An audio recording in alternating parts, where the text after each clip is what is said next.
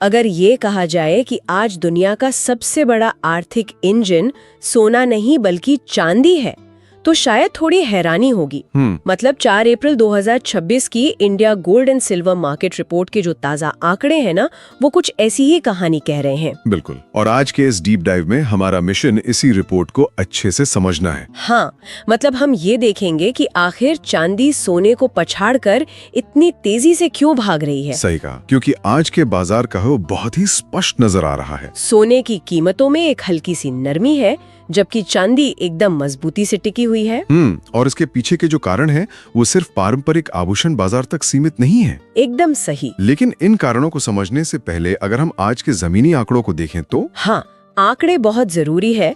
जैसे राष्ट्रीय औसत के अनुसार अभी 24 कैरेट सोना करीब 14,896 रुपए प्रति ग्राम चल रहा है और 22 कैरेट 13,654 रुपए है। और वहीं चांदी की बात करें तो वो लगभग 2,49,900 रुपए प्रति किलो के स्तर पर है, यानी करीब 2,499 रुपए प्रति 10 ग्राम। अच्छा, एक आंकड़ा मुझे काफी दिलचस्प लगा। दिल्ली, मुंबई और कोलकाता जैसे ज्यादातर शहरों में 10 ग्राम 24 कैरेट सोने का भाव 1,48,960 रुपए है। लेकिन चेन्नई में ये 1,49,220 रुपए है। और चांदी भी वहाँ थोड़ी महंगी है। मतलब क्या चेन्नई में कोई खास वीआईपी टैक्स लगता है? अरे नहीं, कोई वीआईपी टैक्स नहीं है। ये जो मामूली अंतर है ना, ये मुख्य रूप से स्थानीय टैक्स संरचनाओं की वजह से होता है।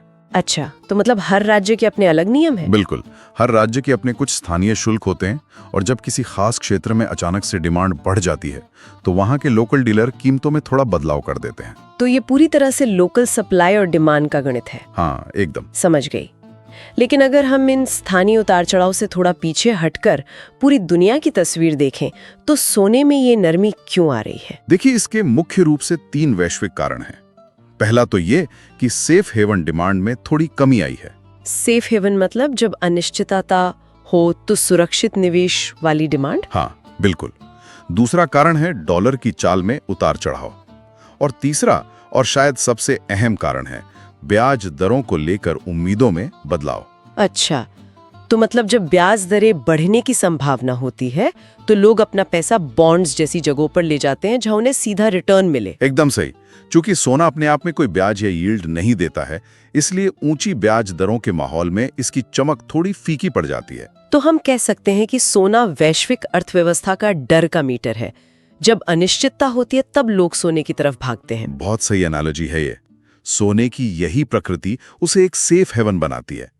लेकिन वहीं दूसरी तरफ चांदी की कहानी बिल्कुल अलग है। हाँ, चांदी तो अर्थव्यवस्था का इंजन लग रही है मुझे। ये चांदी एक अहम कमोडिटी बन चुकी है। एकदम। लेकिन एक बात बताइए, क्या ये भारी औद्योगिक मांग चांदी को सोने के मुकाबले बहुत ज्यादा अस्थिर या वॉलेटाइल नहीं बना देती? ये एक बहुत ही जायज चिंता है। मतलब अगर कल को टेक इंडस्ट्री में मंदी आ गई या सोलर मैन्युफैक्चरिंग धीमी पड़ गई तो चांदी तो सीधे औंधे मुंह गिरेगी ना। हाँ, औद्योगिक निर्भरता का मतलब ही यही है कि अर्थव्यवस्था के झटके चांदी पर ज्यादा सीधा असर डालेंगे।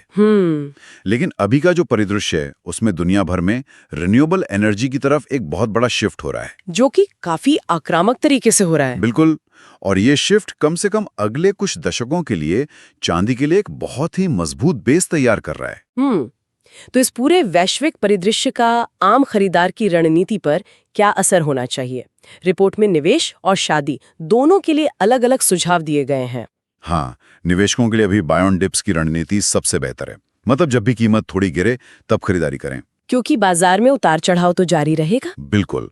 और जो लोग शादियों के लिए खरीदारी कर रहे हैं उनके लिए क्या सलाह है कि एक साथ सारा पैसा लगाने के बजाय धीरे धीरे किश्तों में सोने चांदी को जमा करें। तो ये 100 मीटर की रेस नहीं बल्कि एक मैराथन है। बहुत खूब, बिल्कुल सही कहा। अपनी गति बनाए रखनी है और हर महीने थोड़ा थोड़ा जोड़ना है ताकि अचानक से कीमत बढ़ने का बड़ा झटका ना लगे। एकदम सटीक बात कही।